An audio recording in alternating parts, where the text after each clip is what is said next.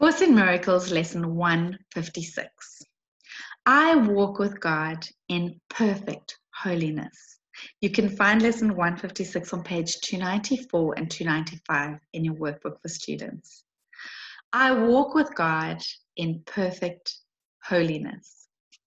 Today's idea but states the simple truth that makes the thought of sin impossible. It promises there is no cause for guilt, and being causeless, it does not exist. It follows surely from the basic thoughts so often mentioned in the text, ideas leave not their source. If this be true, how can you be apart from God? How could you walk the world alone and separate from your source? We are not inconsistent in the thoughts that we present in our curriculum. Truth must be true without, if it be true. It cannot contradict itself, nor be in parts uncertain and in others sure. You cannot walk the world apart from God, because you could not be without Him. He is what your life is. Where you are, He is. There is one life. That life you share with Him. Nothing can be apart from Him and live. Yet where He is, there must be holiness as well as life. No attribute of His remains unshared by everything that lives.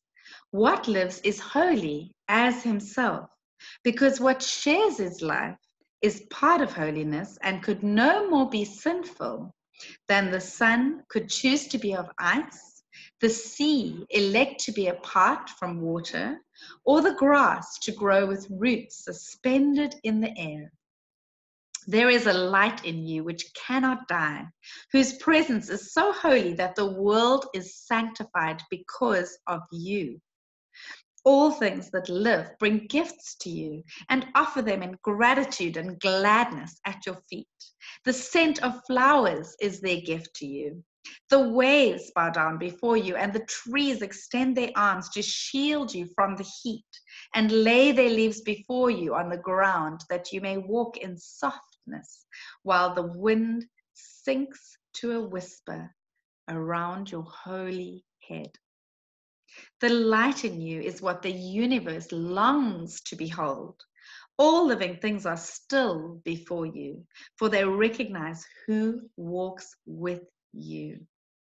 The light you carry is their own. And thus they see in you their holiness, saluting you as Savior and as God.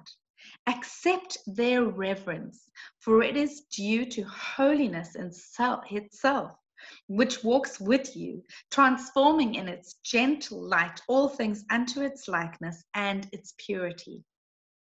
This is the way salvation works.